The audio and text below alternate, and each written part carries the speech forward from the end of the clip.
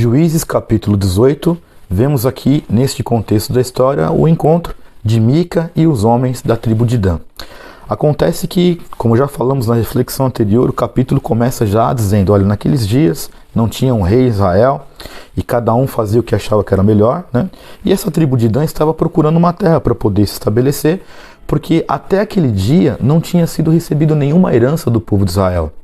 Nós já falamos em algumas reflexões anteriores sobre essa dificuldade que Israel tinha de tirar os problemas do caminho, ou seja, a procrastinação de Israel, a tal ponto que os homens de Dan vão e começam a explorar a terra. Nesse caminho de explorar a terra, eles encontram aquele sacerdote que Mica tinha contratado, e dizendo, olha, eu reconheço a tua voz, de onde você é, o Mica me contratou para ficar aqui e tal. E aí os caras perguntaram para ele, bom, consulte ao Senhor aí, para ver se essa nossa jornada ela vai ser bem sucedida. E o sacerdote respondeu, vocês podem ir, que o caminho de vocês está diante das vistas do Senhor.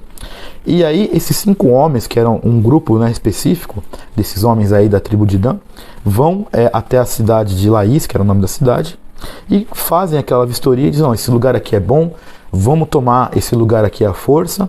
E esse pedaço da terra, né, geograficamente, ele ficava ali perto da região montanhosa de Efraim, que era perto da casa do Mica. E assim esses homens fazem e vão até a casa do Mica e olha para você ver o nível da corrupção desse povo, que também foi um pouco do que eu falei na última reflexão.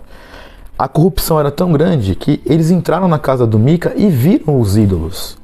O que eles deveriam ter feito? Não, tem aqui ídolos falsos, vamos destruir isso aqui tudo, vamos derrubar tudo isso aqui para purificar esse lugar, que era uma coisa que o povo de Israel comumente fazia quando entrava numa terra que tinha outros ídolos. Não, eles pegam os ídolos para si, eles levam toda aquela estola sacerdotal, toda aquela coleção da idolatria de Mica e ainda viram para o sacerdote que diz o seguinte, olha, se você ficar reclamando, faz o seguinte, em vez de você ser sacerdote da casa de uma pessoa só, venha ser nosso conselheiro sacerdote, e o sacerdote aceita.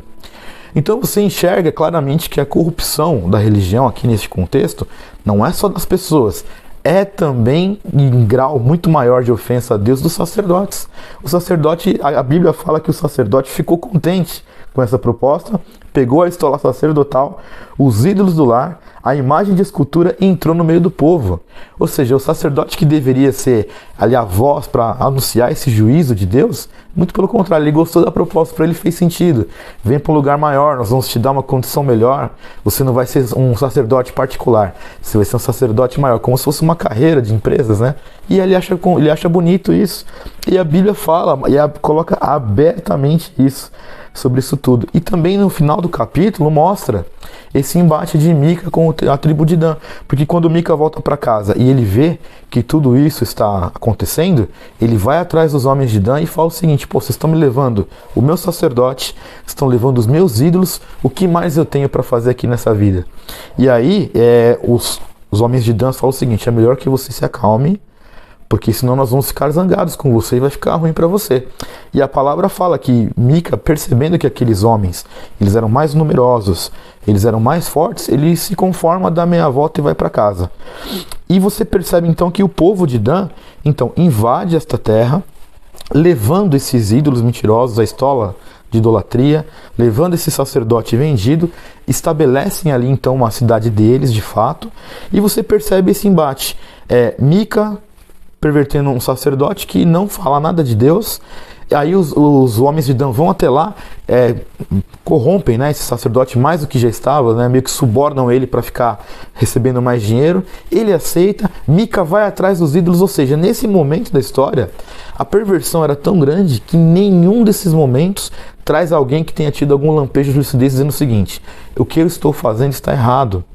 Isso que está acontecendo porque estou falhando, estou corrompendo a aliança a qual Deus tem comigo.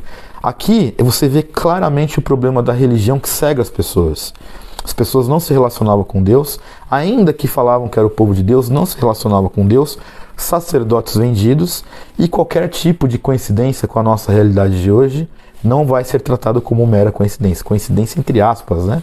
Porque é exatamente o que acontece na Igreja de Cristo. Você vai ver sacerdotes corrompidos, pessoas mais preocupadas com igrejas gigantescas do que em servir a Deus, isso é comum. Você vai ver esse tipo de guerra de ego dentro das igrejas, mas eu estou certo, você está errado. Você não vê algo que está preservando a vida das pessoas que fazem parte da igreja, não. O que você vê é uma disputa de cargo, disputa de quem aparece no cartaz mais bonito, qual é a igreja maior, quem é o que usa o anel de ouro maior, você vai ver, infelizmente você vai ver estas coisas. E isto, eu estou dizendo, não porque sou contra a igreja, muito pelo contrário, é porque nós temos que olhar para isto e apesar destas coisas, devemos ter em mente que por esta igreja, por mais que as pessoas sejam difíceis, é que Jesus morreu. E nós não devemos deixar de lutar pela igreja nesse sentido. Nós devemos buscar, sim, igrejas que sejam saudáveis, bíblicas, que não estejam mais preocupadas com o dinheiro do que com a vida das pessoas. Isso é um fato. Embora sabemos que o dinheiro, ele é sim uma necessidade da igreja, mas não pode ser a necessidade maior, ok? E olhar para estas coisas com um olhar natural em qual sentido? Não nos escandalizarmos com isso, porque isso já acontece há muito tempo na história de Israel. Então, quando você vê um escândalo desses que se dizem homem de Deus, você não fica escandalizado, você mantém os teus olhos firmes.